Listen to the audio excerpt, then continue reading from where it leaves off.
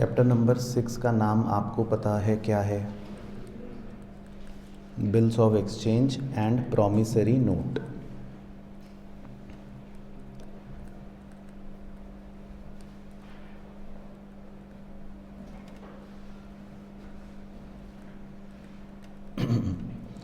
तो basically theory के perspective से हमें दो कॉन्सेप्ट्स पता होने चाहिए, एक होता है बिल ऑफ एक्सचेंज और एक होता है प्रॉमिसरी नोट। ठीक है,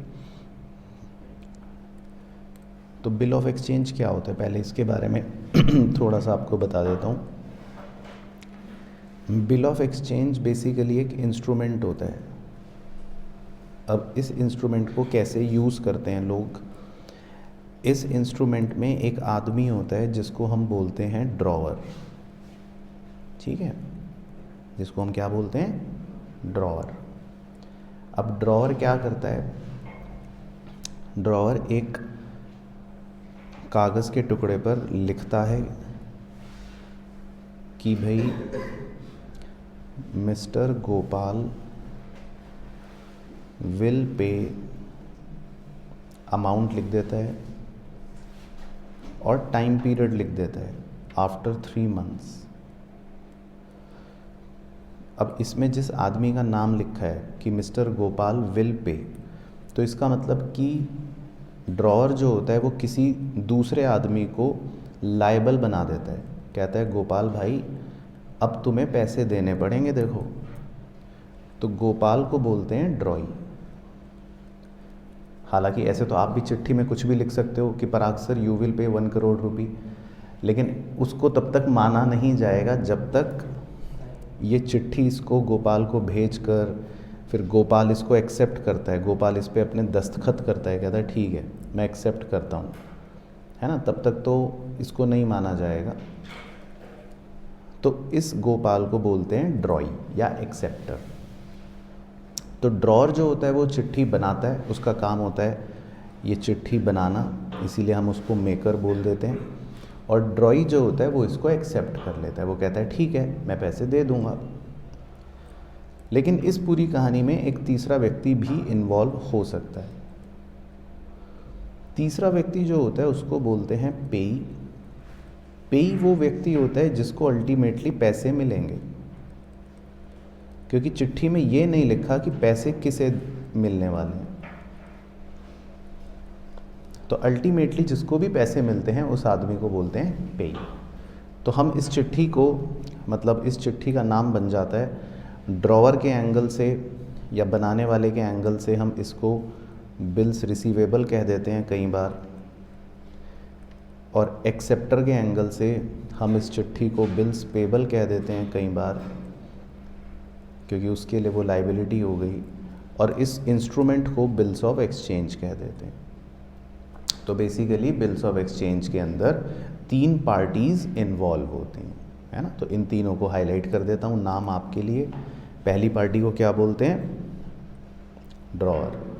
दूसरी पार्टी को क्या बोलते हैं? ड्रॉई। और तीसरी पार्टी को क्या बोलते हैं?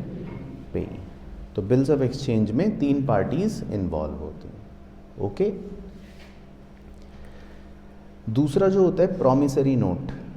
प्रॉमिसरी नोट थोड़ा सा इससे अलग होता है।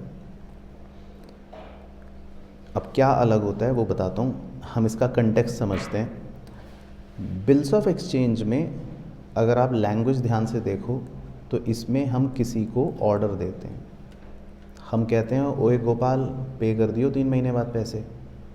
तो बिल्स ऑफ एक्सचेंज में आप क्या करते हो? किसी को ऑर्डर देते हो कि गोपाल 3 महीने बाद पैसे दे देना, देखो। लेकिन अब देखो प्रॉमिसरी नोट जो होता है उसका कॉन्सेप्ट कैसे अलग होता है। प्रॉमिसरी नोट के अंदर क्या होता है वो भी बता देते हैं आपको। प्रॉमिसरी नोट के अंदर भी एक आदमी होता है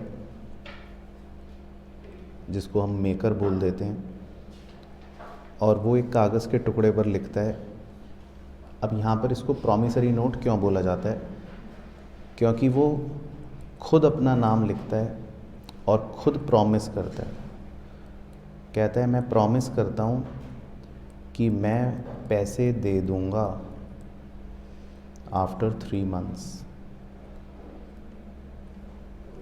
तो इसमें ऑर्डर नहीं दिया जाता, इसमें जो आदमी खुद ये चिट्ठी बना रहा है वो खुद ही प्रॉमिस करता है कि मैं पैसे दे दूंगा और खुद ही इस पे अपना साइन कर देता है, कहता है ये लो। तो वेरी इजी हो गया ये। तो इसमें सिर्फ दो ही पार्टीज़ होती हैं, एक पार्टी होती है जो प्रॉमिस कर रही है जिसको हम मेकर बोलते हैं, और दूसरी पार्टी होती है पेई जिसको पैसे मिलेंगे। इसे पैसे मिलेंगे, इसको बोलते हैं पेई।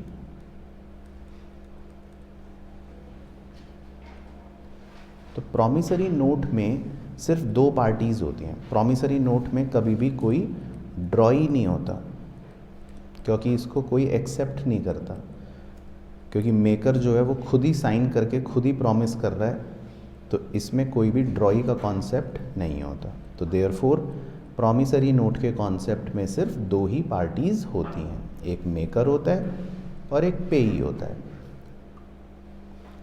ठीक है जी, चलो तो यहाँ तक क्लियर हो गया पहले।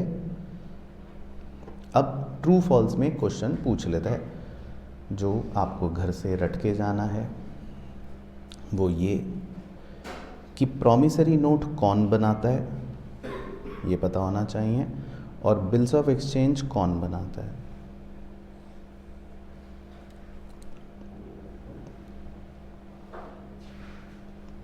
तो बिल्स ऑफ एक्सचेंज कौन बनाता है वो आदमी को क्या बोलते हैं, और प्रॉमिसरी नोट कौन बनाता है वो आदमी को क्या बोलते हैं जनरली, आमतौर पे। तो बताइए जी होशियार बच्चे, वो क्या बनाता है, बिल्स ऑफ एक्सचेंज। चलो तो आपने रजिस्टर में से देख के बताया, वेरी गुड। हाँ तो नहीं, अच्छी बात है, देख के बताना, याद किसको होगा। तो लेकिन बाकी बच्चे अब याद कर लेना, लिख भी लेना, याद रखना है। बिल्स ऑफ एक्सचेंज जनरली जो लेनदार होता है वो बनाता है, क्योंकि उसको पैसा लेना है, तो इसीलिए वो दूसरे वाले व्यक्ति को बोलता है भाई पैसे देने हैं तुम्हें। तो बिल्स ऑफ एक्सचेंज इसीलिए कौन बनाता है, क्रेडिटर। लेकिन प्रॉमिसरी नोट में तो मुझे ही पैसे देने, मैं खुद ही प्रॉमिस करता हूँ, तो वो कौन बनाता है, डेटर, देनदार। कहता है भाई मैं प्रॉमिस कर रहा हूँ मैं पैसे दे दूँगा। तो प्रॉमिसरी नोट बनाने वाले व्यक्ति को हम कहते हैं जनरली कौन होता है, डेटर। तो ये बात अपने को पता होनी चाहिए। तो क्लियर हो गया, बिल्स ऑफ एक्सचेंज और प्रॉमिसरी नोट का ये कॉन्सेप्ट होता है। सही, परफेक्ट है ना। बाकी हमारे चैप्टर में क्योंकि बिल्स ऑफ एक्सचेंज ही होता है अकाउंटिंग के एंगल से और डेप्थ के एंगल से, तो प्रॉमिसरी नोट में हमें ज़्यादा कुछ नहीं पढ़ना। अच्छा, अब बिल्स ऑफ एक्सचेंज के भी बहुत सारे अलग अलग नज़रिए हैं जिन पर डिस्कशन करते हैं आपके साथ। तो बिल्स ऑफ एक्सचेंज के बहुत सारे नज़रिए क्या होते हैं, जैसे एक होता है ट्रेड बिल, एक होता है एकोमोडेशन बिल। ठीक है, तो आप भी बस ऐसे छोटे छोटे नाम लिख लो। एक होता है फॉरेन बिल, चलो पहले तो यही तीन समझा देते हैं। एक होता है ट्रेड बिल, एक होता है एकोमोडेशन बिल, एक होता है फॉरेन बिल। अब इनका क्या मतलब है। ट्रेड बिल का मतलब तो होता है कि जनरली जब दो लोग आपस में व्यापार करते हैं, बिजनेस करते हैं, तो जनरली ये दोनों का रिश्ता डेटर क्रेडिटर वाला होता है, तो उस तरह के बिल को बोल देते हैं ट्रेड बिल। लेकिन एकोमोडेशन बिल जो होता है, इसमें ये दोनों जो होते हैं ये आपस में व्यापार नहीं करते, ये दोनों दोस्त होते हैं और ये दोनों एक दूसरे की मदद करने के लिए इस तरह के बिल का यूज़ करते हैं, तो इसको बोल देते हैं एकोमोडेशन बिल। और फॉरेन बिल कौन सा होता है,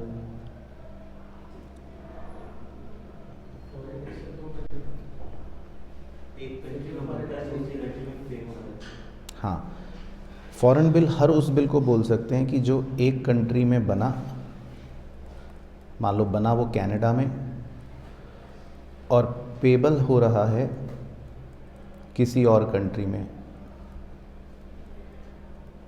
तो उसको हम फॉरेन बिल बोल देते हैं। तो मान लो बना इंडिया में, पेबल हो रहा है कनाडा में, या बना कनाडा में, पेबल हो रहा है इंडिया में, तो हम उसको बोल देंगे फॉरेन बिल।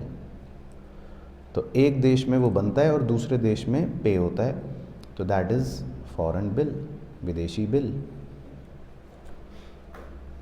ठीक है, तो पहले ये तीनों ओके हो गए।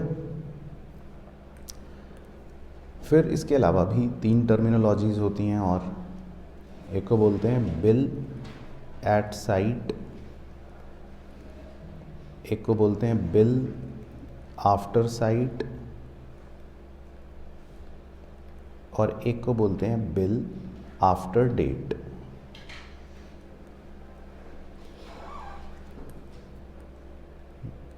तो एक को बोलते हैं बिल एट साइट, एक को बोलते हैं बिल आफ्टर साइट और एक को बोलते हैं बिल आफ्टर डेट। अब ये क्या होते हैं, इनके बारे में समझाने के लिए पहले एक छोटी सी कहानी बता देता हूँ। तो बिल एट साइट, फिर बिल आफ्टर साइट और बिल आफ्टर डेट। चलो, तो इसमें क्या होता है जी, एक ड्रॉअर होता है, वो एक चिट्ठी बनाता है। उसने चिट्ठी बनाई 2 जनवरी को, फिर वो चिट्ठी बना के ड्रॉई को भेजता है, कहता है ड्रॉई भाई ये लो, इस पे साइन कर दो। तो ड्रॉई इसको एक्सेप्ट कर लेता है, कहता है ठीक है, और ड्रॉई इस पे साइन कर देता है। तो जब उसने एक्सेप्ट करा तब उसमें डेट थी 4 जनवरी। फिर बिल के अंदर टाइम पीरियड लिखा होता है, let's say 3 months.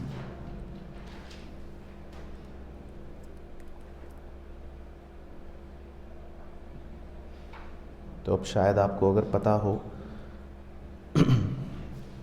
Bills of exchange में जितना भी समय लिखा होता है उस समय के बाद पुरानी प्रथा चली आ रही है कि 3 दिन एक्स्ट्रा भी दिए जाते हैं, राइट। 3 डेज़ का ग्रेस पीरियड मिलता है, क्योंकि ऐसा नहीं कि 3 महीने ख़त्म हुए आप सुबह सुबह 5 बजे बंदूक लेकर उसके घर पहुंच गए, लाओ पैसे दो। तो इसीलिए पुराने ज़माने में एक प्रथा चलती थी कि भाई ठीक है, ड्यू डेट है तो 3 दिन की मोहलत सामने वाले को दी जाएगी, तो ये ग्रेस पीरियड मिल जाता था पुराने टाइम से, तो अभी भी चल रहा है। तो पहले इतनी कहानी ओके होगी। चलो, अब बिल एट साइट किसे बोलते हैं? बिल एट साइट एक ऐसा बिल होता है जिसमें कोई टाइम पीरियड नहीं लिखा होता, और कोई टाइम पीरियड अगर नहीं लिखा होता तो उसमें कोई ग्रेस डेज भी नहीं मिलते। तो ये बिल्कुल शूट एट साइट वाले कॉन्सेप्ट पर चलता है। तो इसका नाम है बिल एट साइट, यानी कि मेरा जिस दिन मन करेगा मैं आपके घर आऊँगा बिल लेकर और आपको पैसे देने पड़ेंगे। तो रात को 2 बजे आप सो रहे थे, मैंने आपका दरवाज़ा तोड़ के आपको उठाकर बोला लाओ पैसे दो, तो आपको पैसे देने पड़ेंगे। ठीक है भाइयों बहनों, तो ये तो होता है बिल एट साइट। बाकी बिल आफ्टर साइट कौन सा होता है? बिल आफ्टर साइट जो होता है उसका मतलब ये होता है कि जो टाइम है 3 महीने का, वो कब से स्टार्ट होगा? तो सर हमें क्या पता कब से स्टार्ट होगा?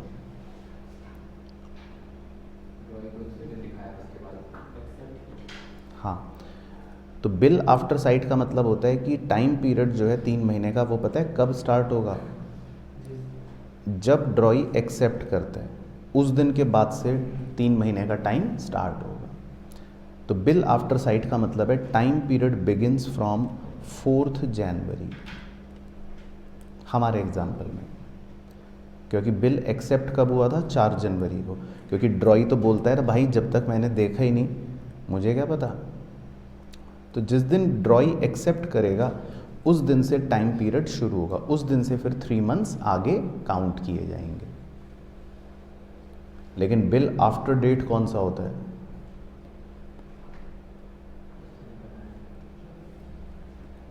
जिसमें टाइम पीरियड 3 मंथ्स का कब से शुरू होगा?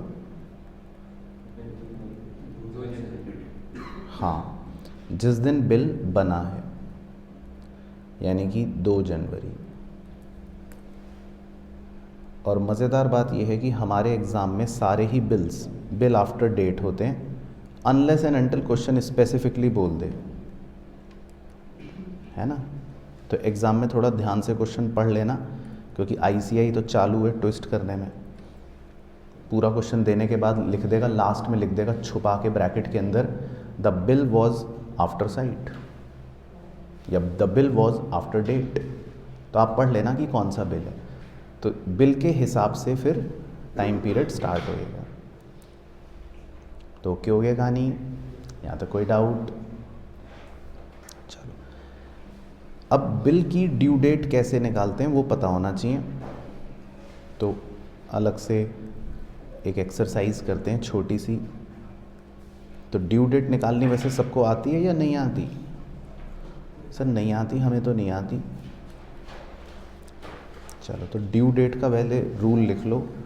ड्यू डेट का रूल होता है कि जो भी आपका टाइम पीरियड है उसमें कितने दिन आपको जोड़ने? 3 दिन आपको जोड़ने। सही। तो जो भी टाइम पीरियड होगा उसमें 3 दिन आप जोड़ देना, तो ड्यू डेट आ जाएगी। अब मान लो आपकी ड्यू डेट अचानक से 26 जनवरी वाले दिन आ गई, या 15 अगस्त वाले दिन आ गई, या 2 अक्टूबर वाले दिन आ गई, या संडे वाले दिन आ गई।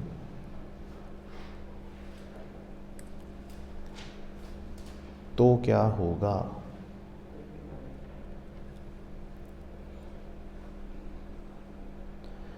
तो पुराने ज़माने में माना जाता था कि भाई ये पब्लिक हॉलीडेज़ हैं, 26 जनवरी है ना गणतंत्र दिवस, 15 अगस्त स्वतंत्रता दिवस, 2 अक्टूबर गांधी जयंती और रविवार का दिन, तो इन दिनों पर बैंकों की छुट्टी होती है। तो फिर आपकी ड्यू डेट अगर इस दिन पड़ गई तो ड्रॉई तो बोलेगा मैं पैसे कहाँ से लाऊं, आज तो बैंक बंद है। तो अगर ड्यू डेट इन दिनों पर पड़ जाए तो फिर हम क्या कर लेते हैं, एक दिन नहीं बढ़ा नहीं देते, एक दिन पहले ले लेते हैं, क्योंकि ये डेट्स हमें पहले से पता होती है ना कि ये तो छुट्टियाँ आने वाली हैं, आपको पहले से ही पता है, तो पहली प्लानिंग करके रखो। तो ऑटोमेटिकली फिर हमारी ड्यू डेट 25 जनवरी या 14 अगस्त या 1 अक्टूबर या शनिवार का दिन पड़ जाएगा। हाँ, अब मान लो इमरजेंसी हॉलीडे पड़ गई, वो सेकंड केस है। अब अचानक से प्रधानमंत्री जी आए टेलीविज़न स्क्रीन पर और उन्होंने कहा कि कल छुट्टी है, और आपकी ड्यू डेट कल ही थी, तो अब तो ड्रॉई कह देगा भाई मुझे क्या पता था छुट्टी का, ये तो अचानक से हो गई, अब आज तो अचानक से बैंक बंद हो गया, मैं क्या करूं? तो 1 डे आफ्टर, तो हम कहते हैं चलो ठीक है, तुम एक दिन बाद दे देना फिर। तो इमरजेंसी छुट्टी अगर हो गई तो एक दिन बाद, है ना, लॉजिकल भी है। तो क्लियर हो गया ड्यू डेट? चलो, अब जतिन भाई सबसे इम्पोर्टेंट काम जो बच्चे गलती करते हैं लेकिन आप नहीं करोगे, अगर आपको टाइम पीरियड डेज में दे रखा है तो आप काउंटिंग किस में करोगे? डेज में। और अगर आपको टाइम पीरियड मंथ्स में दे रखा है तो आप काउंटिंग किस में करोगे? मंथ्स में। अब कुछ बच्चे अपने आप को समझते हैं कि मुझसे बड़ा हीरो तो पैदा ही नहीं हुआ दुनिया में, तो टाइम पीरियड मंथ्स में दे रखा होगा, मान लो 2 महीने, और वो खुद ही अपना चीतापना करके काउंटिंग करेंगे 60 दिन में, ठीक है, तो वो चीतापना नहीं कर। तो अगर डेज़ में देगा टाइम पीरियड तो डेज़ में काउंट करना है, मंथ में देगा टाइम पीरियड तो मंथ में काउंट करना है, ठीक है। तो बाकी इसके कुछ डेमो अब आपसे करवा लेते हैं। तो पहले अब आप बताओ, अब आप तैयार हो अपना हुनर का प्रदर्शन दिखाने के लिए? चलो ठीक है, तो अपने हुनर का प्रदर्शन दिखाते हैं, आइए जी। तो एक आध एग्जाम्पल लिख लेते हैं। एग्जाम्पल 1, डेट ऑफ बिल, ठीक है, बिल की डेट है 31 अगस्त 2023 और टाइम पीरियड है 184 डेज़, ठीक है। फाइंड करनी है आपको ड्यू डेट।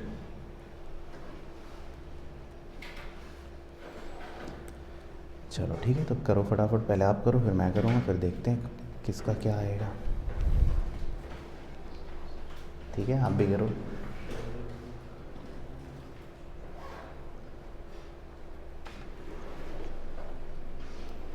चलो सही है नौफिल भाई, बिल्कुल सही, बहुत बढ़िया।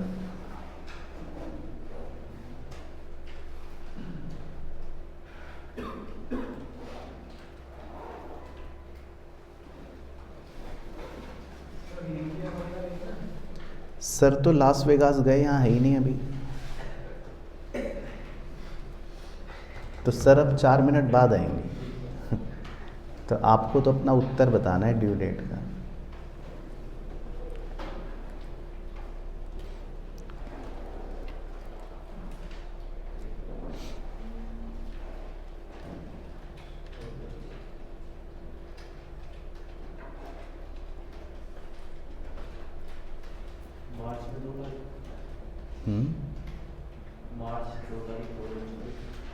ठीक है, तो एक बच्चा तो कह रहा है 2 मार्च 2024।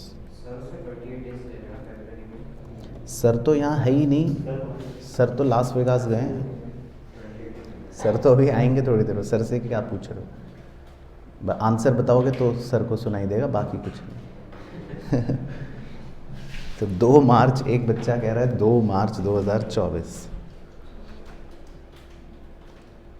अब देखते हैं, बाकी अगर 5 बच्चों का सेम आया तो माना जाएगा कि शायद सही हो। तो 2 बच्चे बुलंद आवाज में 6 मार्च कह रहे हैं।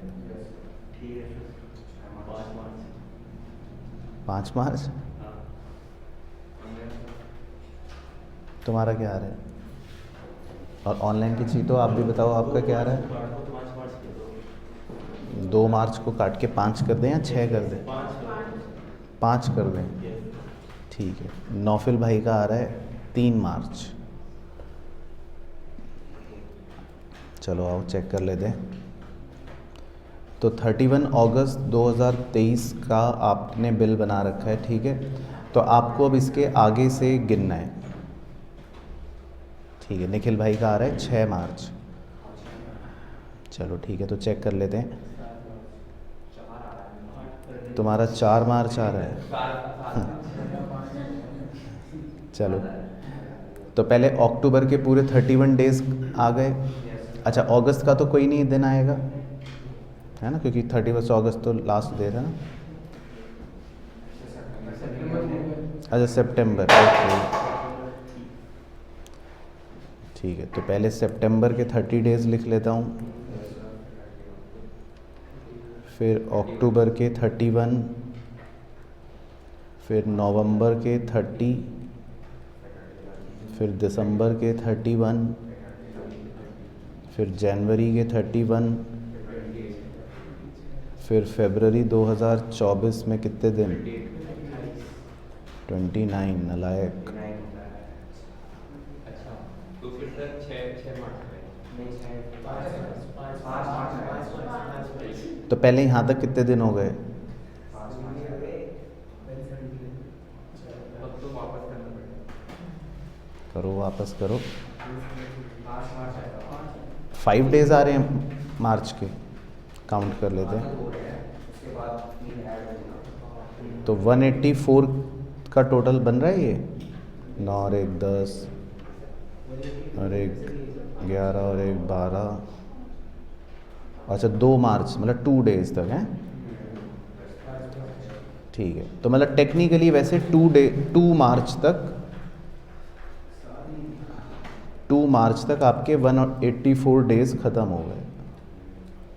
तो पहले आप यहाँ तक बताइए कि आप संतुष्ट हो या आपको अजीब सा लग रहा है? यहाँ तक आप संतुष्ट हो सभी विद्यार्थी? ठीक है। तो 2 मार्च के बाद अब आपको 3 दिन और आगे ले जाना है। तो फाइनल उत्तर क्या बन गया? 5 मार्च। चलो, तो आई होप आपको थोड़ा क्लियर हो गया होगा, ठीक है। चलो, एग्जाम्पल 2।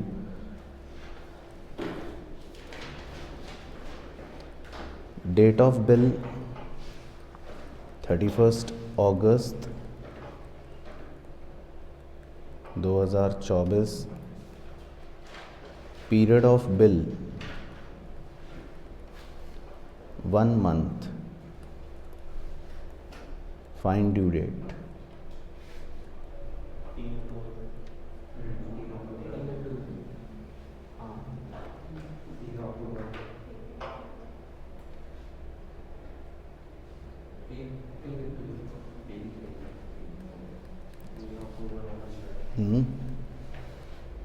बताओ ऑनलाइन के चाहिए तो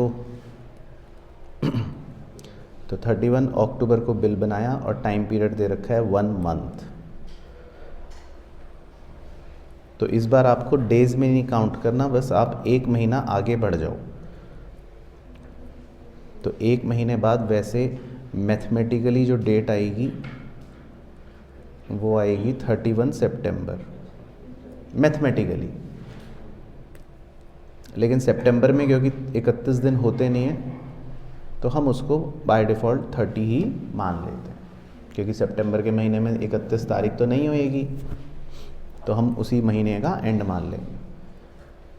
अब इसके आगे 3 दिन ग्रेस और जोड़ लो,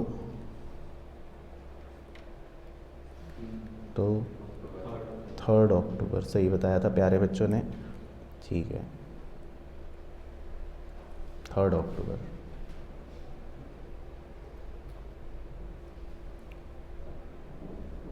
ठीक है, ओके। चलो एग्जाम्पल 3, डेट ऑफ बिल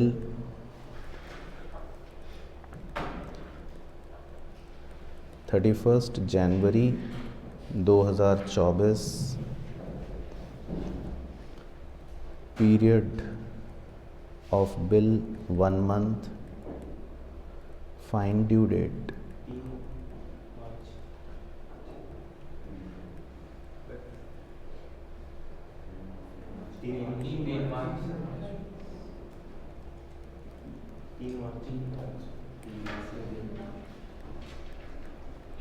तीन मार्च। तो 31 जनवरी के बाद 1 मंथ आगे क्या आएगा?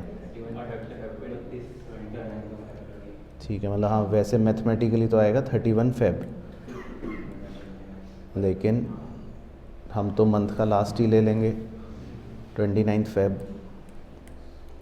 अब उसके आगे 3 दिन ग्रेस और जोड़ो, 3 मार्च। ठीक है, चलो बहुत बढ़िया। ठीक है, कोई दिक्कत परेशानी, किसी को कोई कंट्रोवर्सी? ओके दोस्त, चलो एक एग्जांपल 4 और कर लो। Date of bill 28 Feb 2017, period of bill 3 months, find due date.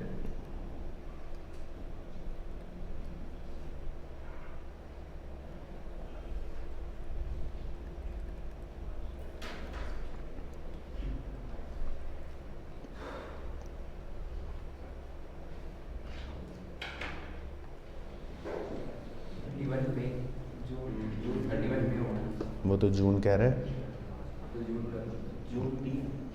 वो तो 3 जून कह रहा है।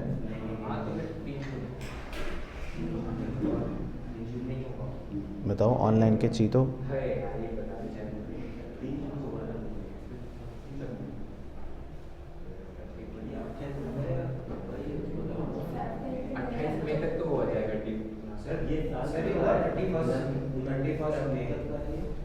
सर तो लास वेगास गए हैं सर, सर क्या कर रहे हो? आंसर बताओ। 31 में आ रहा है। हाँ मेरा 31 में होगा। चलो ये एक बच्चा नशे में कह रहा है ये लीप ईयर है, वो है लीप ईयर की पहचान क्या होती है? तो मेरी सोसाइटी में जब 1 साल का बच्चा जो है ना, वो जो सेरेलैक खाता है वो, हाँ उसको पता है जो भी साल डिविजिबल बाय 4 होता है बस वो लीप ईयर है। ठीक है, हाँ तो 2024 है लीप ईयर, तो ये लीप ईयर है नहीं। हालांकि इससे कोई फ़र्क वैसे भी नहीं पड़ना था। हाँ क्या अब 3 महीने आगे बढ़ो, 1 महीने आगे बढ़ोगे तो 28 मार्च, फिर 1 महीने आगे बढ़ोगे तो 28 अप्रैल, फिर 1 महीना आगे बढ़ोगे तो 28 मई। तो पहले आप देखो 3 महीने से आप संतुष्ट हो या कोई कंट्रोवर्सी है? संतुष्ट, कोई कंट्रोवर्सी तो नहीं, ठीक है। अब 28 मई के बाद 3 दिन ग्रेस और जोड़ लो, 31 मई।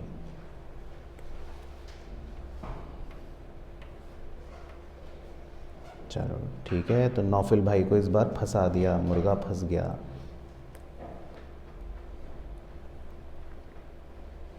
तो ओके हो गया। चलो, तो आई होप इतने डेमो काफ़ी हैं आपके लिए ड्यू डेट्स के लिए। तो मंथ में होगा तो मंथ में आगे बढ़ो, डेज़ में होगा तो डेज़ में आगे बढ़ो, है ना। चलो, तो ये हो गई ड्यू डेट की कहानी। तो यहाँ तक तो चैप्टर बेसिकली एक तरह से इंट्रोडक्शन होता है कि ठीक है, बच्चे को बेसिक बातें बता दी कि भैया ये बातें हैं। अब पूरे चैप्टर में कॉन्सेप्ट्स कितने हैं, आइए उस पर डिस्कशन कर लेते हैं एक बार। पूरे चैप्टर में कुल मिलाकर बहुत सारे कॉन्सेप्ट्स हैं, तो एक एक करके आपको पहले कॉन्सेप्ट सिखा देते हैं ताकि आपको मीनिंग पता हो। चलो, तो पहला सबसे मज़ेदार कॉन्सेप्ट होता है, इसको बोलते हैं डिस्काउंटिंग ऑफ बिल। चलो, तो कौन बताएगा डिस्काउंटिंग ऑफ बिल का क्या मतलब होता है?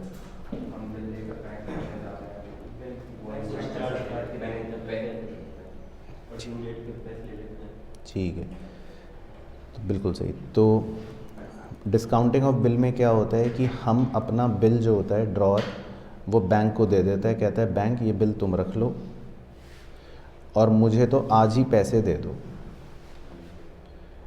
लेकिन बैंक भी चालू है, वो आपको थोड़े से रुपए कम देता है क्योंकि बैंक को भी तो पैसे कमाने हैं, तो वो अपने पास 300 रुपये काट के रख लेता है। तो बैंक अपने पास 300 रुपये अपने चार्जेस के डिडक्ट कर लेगा और आपको सिर्फ 9700 में भी दे देगा। और जब ड्यू डेट आएगी तो पैसा किसको मिलेगा? बैंक को। तो ड्यू डेट वाले दिन जो ड्रॉई होता है वो बाद में बैंक को पैसे दे देगा। ठीक है, तो बस कॉन्सेप्ट मीनिंग पता होना चाहिए, बाकी ड्राइंग से आपको कोई मतलब नहीं। तो क्लियर है डिस्काउंटिंग ऑफ बिल क्या होता है ना, बता देना जिसमें कंट्रोवर्सी लगे आपको। दूसरा कॉन्सेप्ट होता है एंडोर्समेंट ऑफ बिल। अब ये क्या चिड़िया का नाम होता है, एंडोर्समेंट ऑफ बिल। हाँ, इसमें हम अपना बिल जो होता है वो किसी तीसरे या चौथे या पांचवे या छठे, कोई भी हो हमें मतलब नहीं है, हम किसी और को दे देते हैं, कहते हैं भाई ये तुम रख लो। तो इस आदमी को बोल देते हैं एंडोर्सी। तो ये बिल हम उसको दे देते हैं, तो बाद में ड्यू डेट पर ड्रॉई किसको पैसे देगा? एंडोर्सी को। तो एंडोर्समेंट का मतलब होता है कि हम अपना बिल किसी भी दूसरे आदमी को दे देते हैं, ट्रांसफ़र कर देते हैं। तो ट्रांसफ़र करने को एंडोर्समेंट भी कहते हैं ना। तो ये हो गया एंडोर्समेंट। तो क्लियर हो गया एंडोर्समेंट। उसके बाद थर्ड होता है रिटायरमेंट ऑफ बिल। तो रिटायरमेंट बोले तो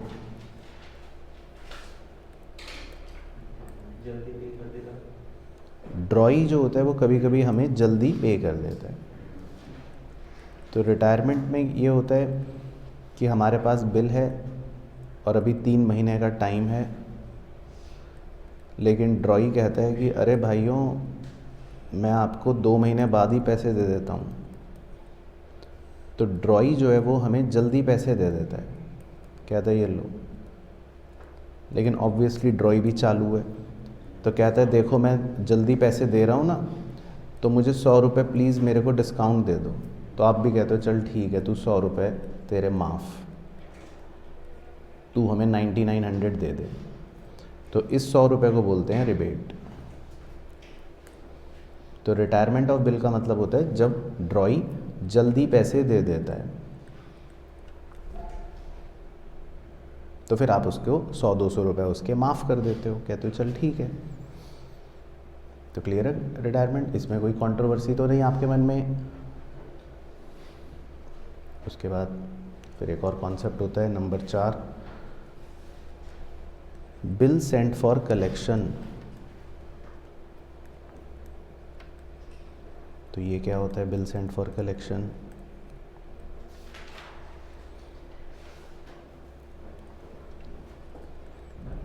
तो इसमें हम क्या करते हैं अपने बिल का,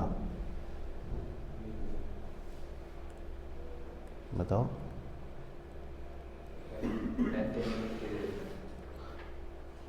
अब आपके पास बिल रखा है, तो अब आप इसको रात को अपने तकिए के नीचे रख के सोओगे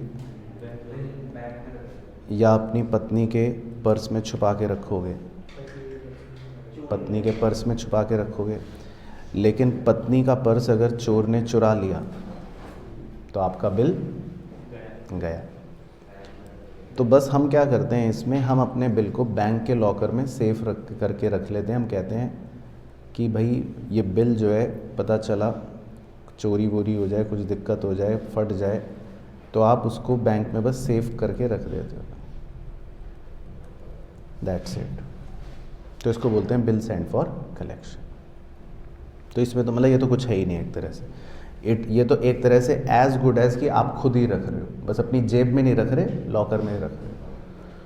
तो इसमें तो कुछ होता ही नहीं है। उसके बाद 5वां कॉन्सेप्ट होता है बड़ा ही मज़ेदार, डिसऑनर ऑफ बिल।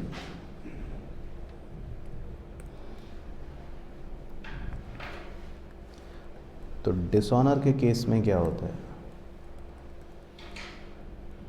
तो सर डिसऑनर के केस में क्या होता है? डिसऑनर का क्या मतलब होता है सर? तो डिसऑनर का मतलब होता है हाँ कि अब ड्यू डेट भी आ गई और अब आप ड्रॉई के पास पैसे मांगने जाते हो।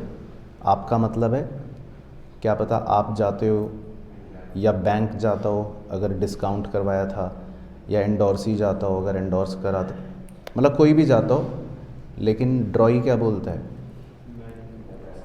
मैं पैसे नहीं दूंगा। तो ड्रॉई पैसे नहीं देता, तो फिर हम कहते हैं कि ये बिल जो है क्या हो गया? डिसऑनर हो गया। लेकिन जनरली जब ड्रॉई पैसे नहीं देता तो हम एक गवर्नमेंट ऑफिसर के पास जाते हैं और ड्रॉई की शिकायत करवाते हैं। हम कहते हैं देखो देखो ड्रॉई ने बदतमीज़ी करी हमारे साथ, प्लीज़ इसका नाम एक रजिस्टर में नोट कर लो।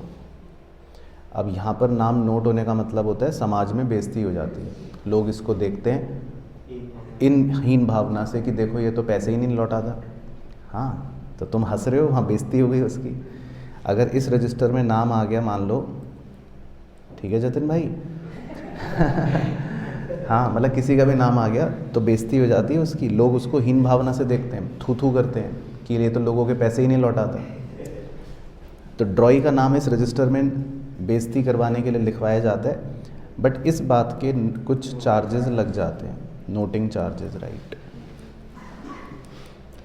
तो खैर ये नोटिंग चार्जेस भी बाद में ड्रॉई से ही मांगे जाते हैं। तो मान लो 50 रुपये लग गए। तो खैर कॉन्सेप्ट ये होता है कि ड्रॉई पैसे नहीं देता, हाँ और कौन देगा, ये उसी से मांगेंगे जिसकी बेइज्जती की थी भाई।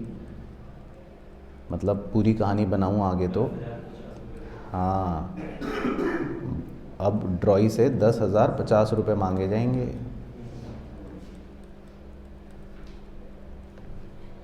है ना, क्योंकि गलती किसकी?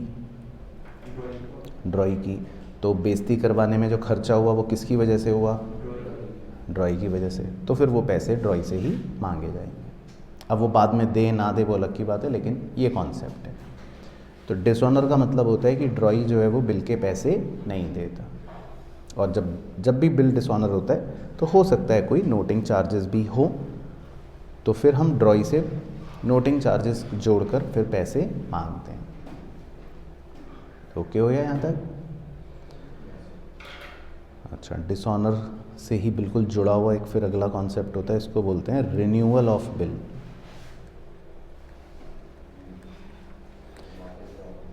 अब इसमें थोड़ा सा एंगल बदल जाता है, इसमें ड्रॉई पैसे नहीं देता, बट इसमें ड्रॉई रिक्वेस्ट करता है। ड्रॉई ये कहता है कि देखो मेरे पास अभी तो पैसे हैं नहीं, तो मैं अभी पैसे तो नहीं दूंगा। तो हम कहते हैं फिर जाएं हम बेइज्जती करवाने?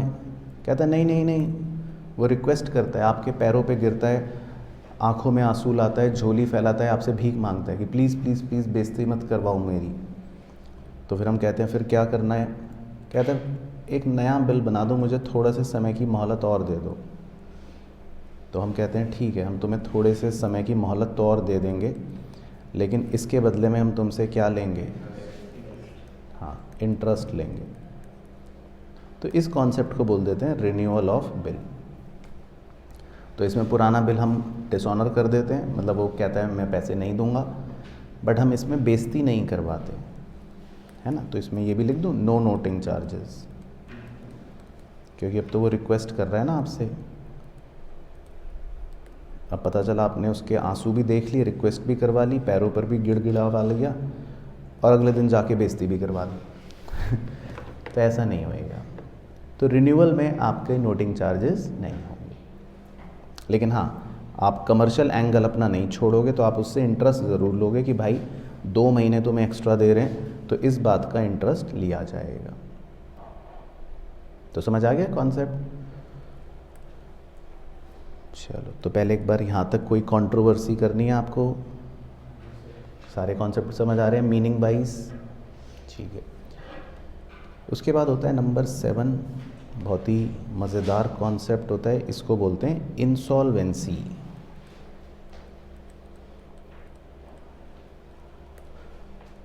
तो इंसॉल्वेंसी में तो बस ये होता है बेसिकली कि आपके पास फ़ोन आता है, किसका फ़ोन आता है? आपके पास ड्रॉई जो होता है उसके ड्राइवर का फ़ोन आता है। तो ड्रॉई का ड्राइवर कहता है कि साहब मालिक इंसॉल्वेंट हो गए। तो ये सुन के आपके हाथों से फ़ोन नीचे छूट जाता है, गिर जाता है। आपकी पत्नी दौड़े दौड़े आती है कि हे प्रभु क्या हुआ? तब आप कहते हो कि जिस ड्रॉई से मुझे पैसे लेने थे वो ड्रॉई तो अब क्या हो गया? इंसॉल्वेंट हो गया। तो जैसे ही आपको फ़ोन पे ये पता चलता है कि ड्रॉई इंसॉल्वेंट हो गया, तो एक कॉन्सेप्ट तुरंत अपने आप बन जाता है। आप अपने मुंशी को फ़ोन करके कहते हो मुंशी जी एक काम करो, वो जो बिल था वो डिसऑनर कर दो, क्योंकि अब ऑब्वियसली जो आदमी बैंकरप्ट हो गया, इंसॉल्वेंट हो गया, वो पैसे तो नहीं देगा। तो जैसी इंसॉल्वेंसी होती है ड्रॉई की, तो मतलब उसमें एक कॉन्सेप्ट अपने आप आ जाता है, वो हो गया डिसऑनर ऑफ बिल। लेकिन हाँ, फिर इंसॉल्वेंट आदमी जो होता है कभी कभी फिर उसकी प्रॉपर्टी बेची जाती है, एस्टेट बेची जाती है, हाँ राइट, है ना, घर बार बेचा जाता है। अब हो सकता है वो बेच बाच के 40% 50% कुछ संपत्ति आपको रिकवर हो जाए, वो आपकी किस्मत है, वो क्वेश्चन आपको बताएगा।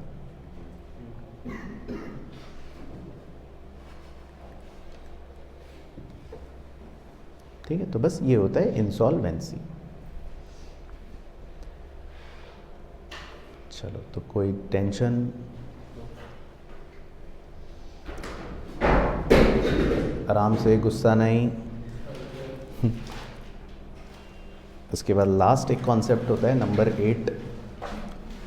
ये कॉन्सेप्चुअल फॉर्मूला है जो हमें एकोमोडेशन बिल के कॉन्सेप्ट में यूज़ करना पड़ता है।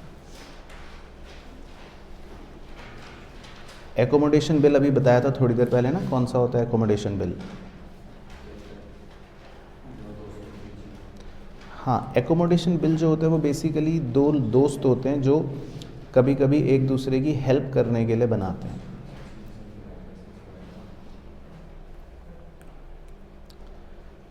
तो इसका कॉन्सेप्ट ये होता है कि इनके पास बिल होता है और ये बिल जो है बैंक से डिस्काउंट करवा लेते हैं। अब जब बैंक से डिस्काउंट करवा लेते हैं तो ऑब्वियसली बैंक डिस्काउंटिंग चार्जेस काटता है। बैंक कहता है ठीक है, बिल डिस्काउंट करवा रहे हो ना, तो मैं पैसे चार्ज करूँगा। तो मान लो बैंक ने 500 रुपये चार्ज कर लिए। तो अब क्योंकि ये दोनों दोस्त हैं, दोनों ने म्यूचुअल हेल्प करने के लिए ये सारा षड्यंत्र रचा है, तो कॉन्सेप्चुअली ये डिस्काउंटेड चार्ज जो होता है, इस डिस्काउंटिंग चार्ज का बर्डन कौन दोनों बियर करेंगे? जिन्होंने ये बिल बनाया, एकोमोडेशन बिल। तो हमें डिस्काउंटिंग चार्ज जो होता है वो प्रोपोर्शनेटली दोनों को मतलब देना पड़ता है। उसमें ऐसा नहीं होगा कि एक ही आदमी डिस्काउंटिंग चार्ज का बर्डन उठाएगा, नहीं। अगर गोलगप्पे 2 दोस्तों को खाना है तो फिर उसके लिए मेहनत करनी भी दोनों को ही पड़ेगी, घर से निकलना दोनों को ही पड़ेगा। तो इसीलिए अगर फल की प्राप्ति करनी है तो संघर्ष दोनों को ही झेलना पड़ेगा। तो अगर एकोमोडेशन बिल 2 दोस्त मिलकर बना रहे हैं तो उसका जो खर्चा होगा डिस्काउंटिंग करवाने का, तो वो खर्चा भी दोनों दोस्तों को ही आपस में बांटना पड़ेगा। लेकिन अब इसको बांटते समय हमें एक फार्मूला अप्लाई करना है, तो वो आप लिख सकते हो। अभी क्वेश्चन करेंगे तो सिखा देंगे कि अप्लाई कैसे करते हैं। तो इसको बोलते हैं जी प्रोपोर्शनेट डिस्काउंट। तो इसका एक बहुत ही गंदा सा फॉर्मूला है, benefit of first bill plus amount remitted of second bill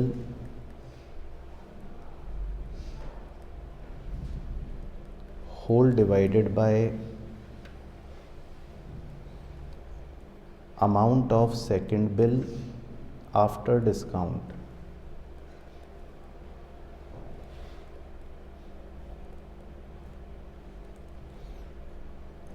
तो ये पूरा ये बेसिकली एक प्रोपोर्शन है, न्यूमरेटर अपॉन डिनोमिनेटर, और इसको मल्टीप्लाई कर देते हैं इनटू डिस्काउंट,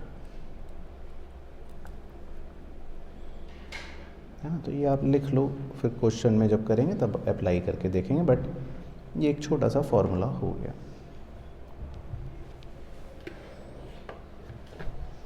है ना। तो ये कॉन्सेप्ट्स तो ये हैं वैसे।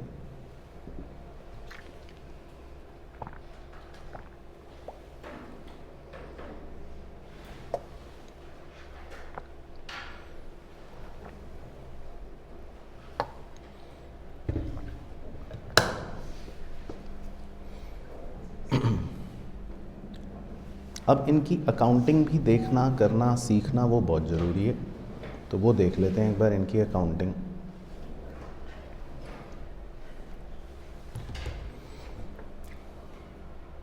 बट कॉन्सेप्ट सारे ओके हैं, यहाँ तक कोई कंट्रोवर्सी, कोई पॉइंट ऐसा जो आपको ना समझ आया हो?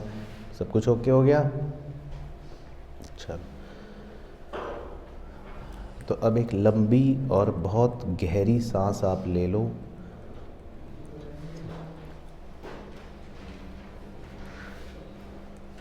तो अब आपको अकाउंटिंग सिखा देते हैं।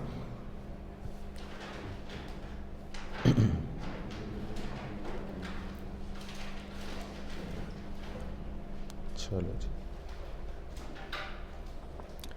तो ऐसा करते हैं, अकाउंटिंग सिखाने के लिए एक तरफ रख लेते हैं ड्रॉवर को और दूसरी तरफ रख लेते हैं ड्रॉई को, ठीक है ना। एक तरफ ड्रॉवर, एक तरफ ड्रॉई। हालांकि ड्रॉवर और ड्रॉई में बड़ा आसान होता है, कोई भी एक एंगल आप समझ जाओ तो दूसरे का तो इजी हो जाएगा। लेकिन सबसे पहले आपको ये सिखाते हैं कि बिल ड्रॉ कैसे करते हैं,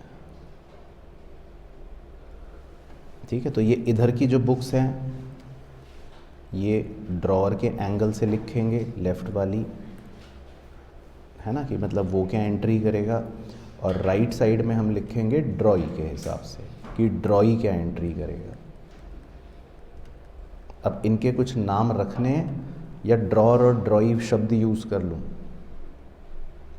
जिसमें आप कंफर्टेबल हो। हाँ, इसमें फिर ये ड्रॉअर और ड्रॉई वर्ड ही यूज़ कर लें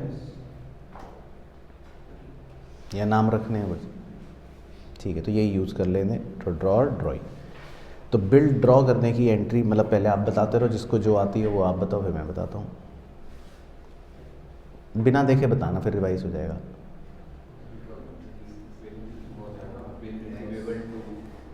सही,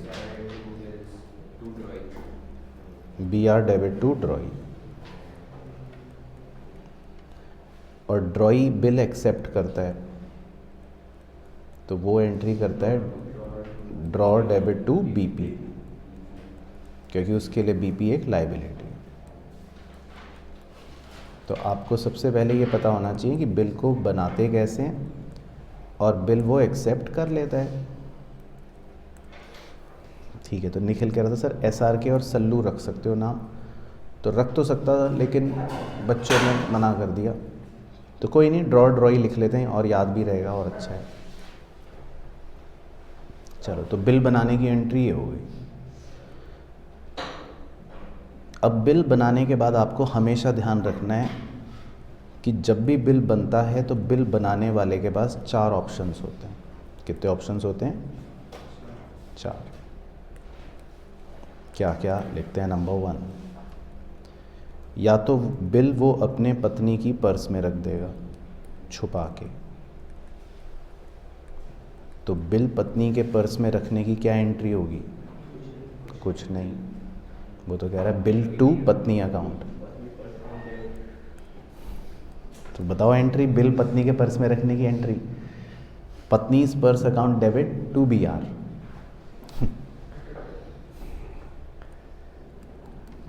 चलो, दूसरा ऑप्शन होता है कि वो बैंक से इसको डिस्काउंट करवा ले।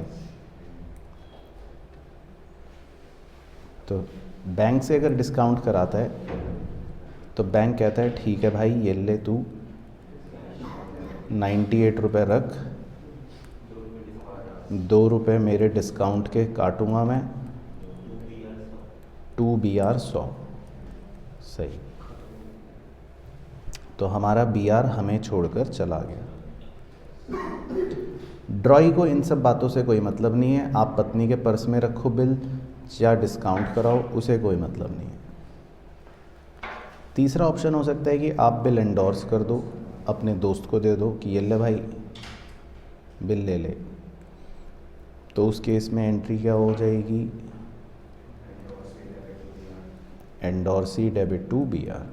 तो आपका बिल आपको छोड़कर चला गया, वो एंडोर्सी के पास चला गया, तो एंट्री हो गई एंडोर्सी डेबिट टू BR। और चौथा क्वेश्चन है कि आपने बिल बैंक में लॉकर में सेफ रख दिया, बिल सेंट फॉर कलेक्शन, तो इसकी एंट्री हो गई bill sent for collection debit to BR। तो हालांकि ये भी एज गुड एज वही है कि आपने पत्नी के पर्स में रखा, तो लॉजिकली इसकी भी एंट्री ना भी करते तो भी चल जाता, लेकिन फिर ऐसे ही मार्क्स काट लेगा, कहेगा अच्छा ज़्यादा हीरो बन रहे हो। तो फोर्थ केस वैसे कुछ नहीं है, वो एक तरह से बस आप लॉकर में रख रहे हो, है ना, लेकिन ठीक है चलो कर ली, तो ओके हो गया। अब ड्यू डेट पर क्या होगा?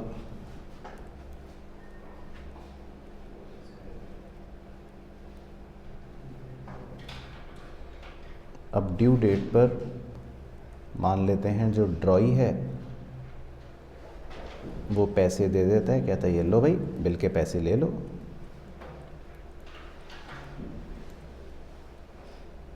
तो ड्यू डेट पर हो सकता है हमें बिल के पैसे मिल जाएं।